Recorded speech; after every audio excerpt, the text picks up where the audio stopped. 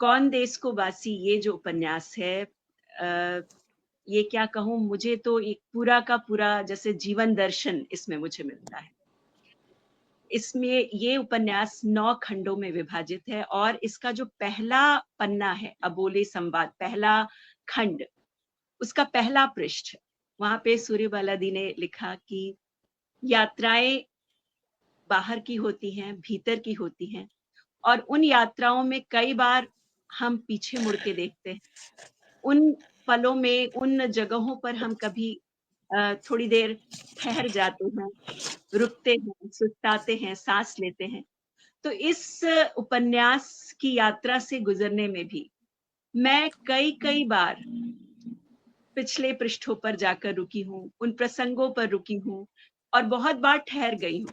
और वो पल ऐसे ठहरे हैं मेरे मन में, मेरे मन मस्तिष्क में कि वे मुझे आजीवन कहना चाहिए प्रेरणा देना और ये उपन्यास मुझे बहुत कुछ सिखाता है।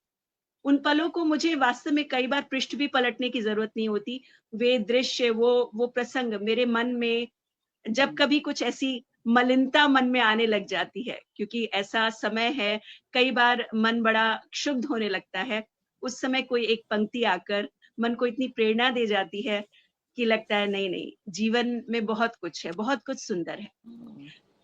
ये उपन्यास इसमें जो वेणु है, वेणु की डायरी और वेणु एक मध्यम वर्गीय परिवार का दूसरे नंबर का बेटा, उस वो एक ऐसे सपनों के घर में है जहाँ पे उसका जो वो बाहर जाना, उसकी उपलब्धियाँ, उस पर सारा का सारा परिवार केंद्रित है कि वो देखता है कि बेटा कैसे आगे बढ़े, कैसे वो ऊँचाइयों को छुए, सारा का सारा परिवार उसके सपनों को पूरा करने में लगा हुआ है।